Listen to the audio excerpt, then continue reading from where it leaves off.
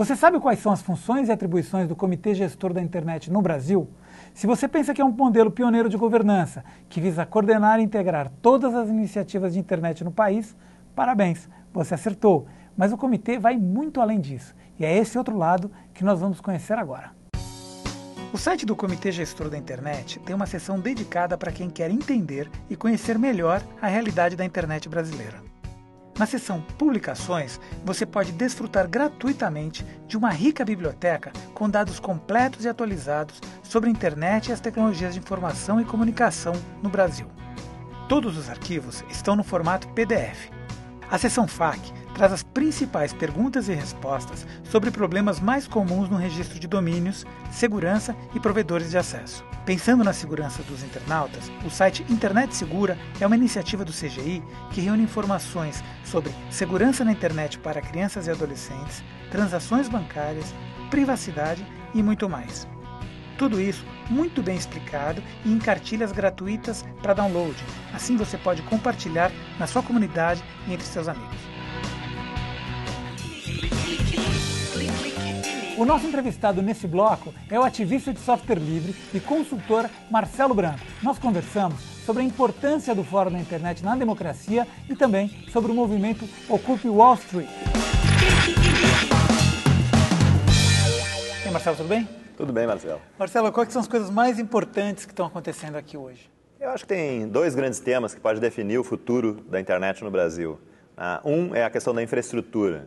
Então, o Plano Nacional de Banda Larga, a discussão sobre a banda larga, eu acho que é um tema central. Quer dizer, assim como a infraestrutura para os aeroportos, assim como a infraestrutura para os estádios de futebol, o Brasil precisa resolver o mais rápido possível a questão da infraestrutura por onde vão trafegar as informações nesse período de crescimento econômico, nesse período de reposicionamento do Brasil no cenário global como uma economia em ascensão. Além disso, nós temos grandes eventos no Brasil, como Copa do Mundo, Olimpíadas, e para isso é necessário que a gente tenha uma infraestrutura adequada de banda larga para todos os brasileiros e brasileiras. E eu acho que a questão do Plano Nacional de Banda Larga é fundamental, né? Eu tenho uma posição que precisa melhorar, né? Esse primeiro acordo das teles com o governo não foi bom.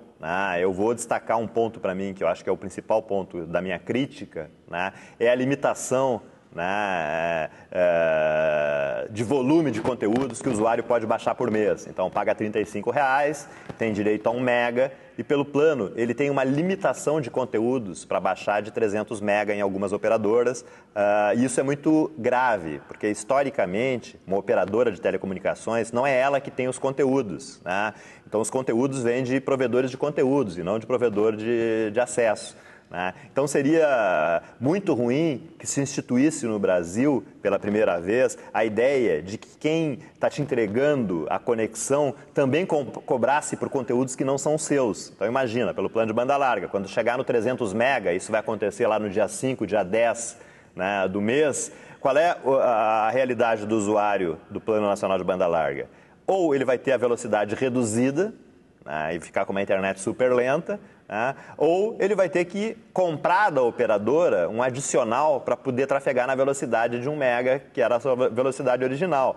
Como plano comercial para as operadoras é ótimo, porque eu acredito que a maioria dos usuários vão ter necessidade de adicionar no seu plano durante o mês, né, mais possibilidades de baixar conteúdos. Então, acho que isso, comercialmente para as operadoras é muito favorável e é ruim para o consumidor, para os usuários, né? Por outro lado, se institui uma ideia que é muito ruim, né? O taxímetro dentro da banda larga, né? A operadora tem que cobrar pela velocidade, pela qualidade do serviço. Se a qualidade é melhor, se a velocidade é maior, cobra mais, cobra menos. Mas não cobrar por um volume de conteúdos que trafegam dentro da sua conexão, que não é ela que é a proprietária desse conteúdo. Então, para mim, isso é a principal crítica que eu tenho ao Plano Nacional de Banda Larga e precisa ser resolvido, né, isso o mais rápido possível. Outro tema, então entrando aí no tema dos direitos... Só um minutinho, e os principais elogios, quais são? Os principais elogios, acho que é o desafio de mais de 40 milhões de brasileiros ter acesso à internet no Brasil. Então acho que o plano do Ministério das Comunicações é um plano bastante ousado. Se ele chegar nesse volume de pessoas com internet, o Brasil vai ser outro país, né? Realmente é um plano bastante ousado e vai colocar o Brasil realmente como um país de primeiro mundo. Mesmo, né? com 300 mega. Mesmo com 300 mega, mas com uma internet ruim, né? Então, nós estamos falando de banda larga e não banda baixa, porque 300 mega é menos do que um filme. Qual que seria? Né? E eu acho que também, qual é a dificuldade desse negócio dos 300 megas? Né? Ele institui a ideia de que o usuário da internet só está ali para baixar conteúdo, né? Ou só está ali para consumir conteúdos de terceiro. Hoje, os usuários da internet também querem subir conteúdos. Né? Então, a simetria da rede também é uma questão importante. Tu tem uma possibilidade não só de baixar, mas também de subir. Né? A ideia da internet 2.0, da internet interativa, é que cada vez mais os usuários vão subir conteúdos e não só ficar baixando conteúdos como era antigamente. Então, como está 300 mega, baixa velocidade, vai ser uma internet para ler e-mail. Né? Então, não é bom. Agora, eu acho que o dado positivo é a ideia de que o Ministério das Comunicações vai organizar, né, um movimento no Brasil para a expansão da banda larga. Quer dizer, eu acho que esse plano inicial ele já está forçando as operadoras a baixarem os preços. Né? Eu acho que o investimento na Telebrás deveria ser mantido nos níveis iniciais que estavam anunciados no ano passado. Então, a redução dos investimentos na Telebrás acho que sinaliza para o mercado que a Telebrás não vai ser tudo aquilo que nós esperávamos que ela fosse. Portanto, isso pode relaxar, do ponto de vista da competição, né, e dos interesses das operadoras, a ideia de baixar os preços. Né? Então, a Telebrás seria importante como mais um player no mercado, né, competindo com as operadoras privadas. Isso podia obrigar as operadoras a baixar o preço da conexão. Né? Eu acho que também, para mim, a minha posição, as operadoras privadas, obviamente, tinham que estar dentro do Plano Nacional de Banda Larga e o governo, no meu ponto de vista, devia de ver alguma forma de enquadrar ou de negociar melhor com as operadoras. Te conto por que eu acho isso. Historicamente, há muitos anos, as operadoras têm defendido um direito que não tinham de explorar o serviço de televisão por assinatura. Né? Então, com a mudança recentemente aprovada pelo Parlamento, né, as operadoras vão poder, né, por um projeto do Executivo, também explorar serviço de TV a cabo. Então, está entrando uma nova possibilidade de receitas para as operadoras de telecom que elas não tinham. Então, elas vão competir hoje com as empresas de TV a cabo. Né? Isso é positivo. No entanto, na negociação, no meu ponto de vista, isso devia estar contemplado. Olha, vocês vão ganhar um novo serviço, vão ter novas receitas que vocês não tinham, então acho que tem que ter uma forma de subsidiar a banda larga popular que o governo está colocando como uma proposta. Então acho que nessa negociação podia estar casada essa ideia de que as operadoras vão ter um novo serviço, novas possibilidades de receita, portanto, aquele serviço que é carimbado como Plano Nacional de Banda Larga deveria ter uma qualidade melhor e um preço mais baixo em função de que as operadoras vão estar ganhando com o Plano Nacional de Banda Larga. Né? Não existe nenhuma... Quem que está contribuindo com o Plano Nacional de Banda Larga? Os esforços do governo, né, as iniciativas da Telebrás, o governo, o ministro Paulo Teixeira, inclusive, propôs a redução do ICMS, né, para a banda larga em todos os estados, mas tudo isso tem que se refletir também, as teles têm que abrir mão de alguma coisa, elas têm que contribuir nesse esforço nacional pela banda larga de qualidade no Brasil. Você está envolvido também com os movimentos que estão acontecendo no mundo inteiro, inclusive o dia 15 de outubro em Porto Alegre. Como é que você está vendo esses movimentos e o uso da rede? Eu acho que desde Seattle, há 12 anos atrás aproximadamente, se inaugurou a era das novas mobilizações usando a internet como plataforma. Né? Então, o que eu quero dizer com isso? Na era industrial, as organizações, partidos políticos e sindicatos representavam, né, as reivindicações ou a plataforma política dos indivíduos que se associavam àquela organização, né, e se expressavam publicamente, organizavam as suas ações através dessas organizações. Organizações hierárquicas, né, que hierarquizavam através da votação, né, as prioridades da pauta de reivindicações, ou organizavam de forma hierárquica, através de votações internas, o programa político dos partidos. Né? O que acontece com as novas dinâmicas sociais em redes? Não é só uma nova forma de comunicação, são novas formas de mobilização. São indivíduos conectados em rede fazendo grandes movimentos massivos, como foi em Seattle há 12 anos atrás, como foi as marchas contra a guerra do Bush Pai na Europa logo em seguida, Gênova, Barcelona. O próprio Fórum Social Mundial, para mim, é um modelo de organização de indivíduos conectados em rede. Né? Isso não existe a intermediação para fazer essas grandes mobilizações das organizações da era industrial, dos partidos e dos sindicatos. Mesmo que os partidos e os sindicatos e os militantes dos partidos e os sindicatos estejam presentes nas praças da Espanha, no Chile, né, em todos esses lugares, né, a natureza da organização dessas manifestações são de indivíduos conectados em rede, organizando manifestações massivas sem intermediação de qualquer organização. Então, isso é uma novidade, né, que a gente está acompanhando. E eu acho que isso tem sido bastante importante, porque as revoltas do mundo árabe por mais democracia, bom, estavam lá esses manifestantes lutando contra ditaduras, governos tiranos e tal. Mas quando isso invade a Espanha, né, a gente vê que existe uma diferença. Então, pô, lá é uma democracia consolidada, o Chile tem uma democracia consolidada, né? E por que esses manifestantes estão indo à rua? Né? Eles estão indo às ruas? Eles estão indo às ruas exigindo mais democracia, quer dizer, explorando os limites da democracia representativa. Né? Então, a democracia representativa já não é capaz mais, né, de atender a forma de mobilização da sociedade como ela está hoje. Né? Então, os manifestantes lá não são contra a democracia, eles querem mais democracia e mais participação nas decisões governamentais.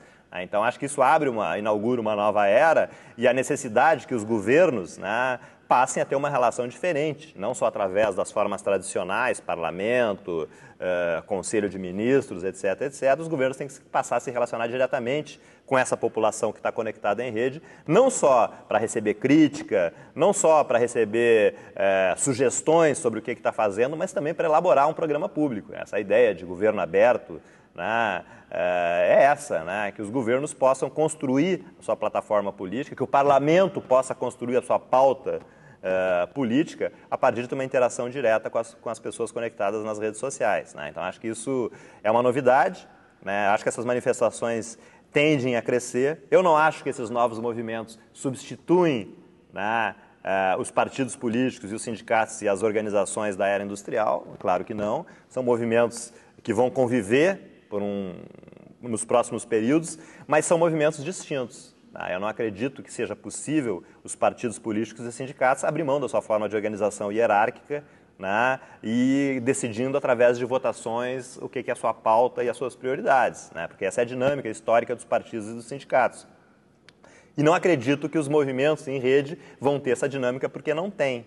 Né, então, acho que são formas de organização diferentes, né, mas que podem estar sintonizados nas mesmas lutas. Vou dar o exemplo de sábado agora em Porto Alegre, é um movimento típico, o mundo inteiro, né, vai estar se mobilizando, né, o 15 de outubro, contra o sistema financeiro internacional, aliado a essa pauta de Wall Street, dos acampamentos de Wall Street, das manifestações na Espanha, manifestações na Inglaterra, manifestações no Chile. E em Porto Alegre nós temos uma adesão importante, por exemplo, do Sindicato dos Bancários de Porto Alegre, junto com a gente nessa mobilização. O presidente da Assembleia Legislativa de Porto Alegre, deputado Adão Vilaverde, do Partido dos Trabalhadores, gravou um vídeo em apoio às mobilizações e à manifestação de Porto Alegre de 15 de outubro. Então, acho que essa é a dinâmica. Quer dizer, agora, são novos movimentos, mas os velhos movimentos têm que estar sintonizados, porque as lutas são lutas que é a nossa pauta. A pauta por um governo aberto, com maior participação, a pauta por um novo sistema financeiro a serviço das pessoas, a pauta por mais democracia, a pauta contra a corrupção, uma pauta nossa.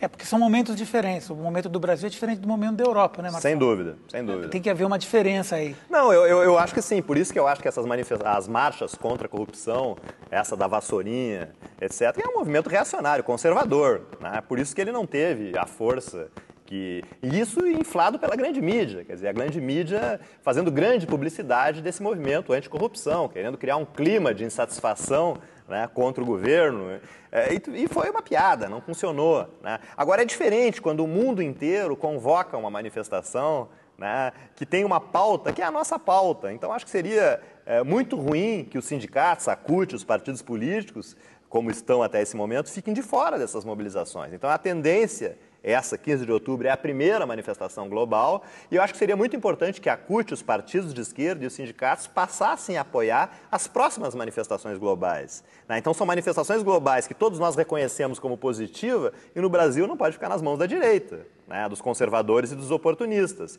Então como é que a gente muda esse cenário? é botando a CUT, os sindicatos, apoiando essas manifestações que são legítimas. Se tu vê a pauta de Wall Street, se tu vê a pauta dos indignados na Espanha, se tu vê a pauta dos chilenos que foram às ruas mobilizados pela internet, são pautas que é a pauta da CUT, é a pauta dos partidos de esquerda. Então, acho assim, acho que no primeiro momento, porque a mídia inflou esse movimento contra a corrupção, eu acho que houve uma retração, né, da militância de esquerda, né, em relação a participar desses movimentos internacionais. Agora, eu acho um erro político não participar. Eu acho que a CUT tinha que estar no 15 de outubro apoiando, né, eu acho que o movimento de luta pela moradia tinha que estar no 15 de outubro apoiando, né, porque são os mesmos movimentos que na Europa estão apoiando os movimentos dos indignados e nos Estados Unidos estão apoiando os movimentos de ocupação de Wall Street. Então, acho que no Brasil a situação é diferente, nós vivemos um momento... Então, o nosso manifesto de Porto Alegre, ele está claro, né? Então, nós começamos dizendo que, com a mesma energia que construímos a unidade do Fórum Social Mundial em Porto Alegre, com a mesma energia que tivemos a primeira grande experiência de democracia direta com orçamento participativo, reconhecemos as conquistas no Brasil nos últimos anos, estamos nas ruas para defendê-las e para ampliá-las. E aí a pauta internacional, que é a pauta por um novo sistema financeiro a serviço das pessoas, contra a corrupção, etc, etc. Então, acho que é uma forma de reconhecer as particularidades do Brasil, o momento econômico e social positivo que nós vivemos no Brasil, mas não é por isso que nós vamos deixar de estar ao lado dos indignados do mundo inteiro, defendendo uma pauta, inclusive a pauta que a Dilma foi defender na ONU. Né? A pauta que a CUT historicamente defendeu. Mas acho que era muito importante todos que estão assistindo aqui a TVT possam refletir sobre isso, os partidos de esquerda, CUT, sindicatos. Esses movimentos internacionais, por mais democracia, por mais participação, são movimentos legítimos da juventude e eu acho que essas organizações deviam estar apoiando esses movimentos e não achar que isso é uma coisa, um complô da grande mídia, né?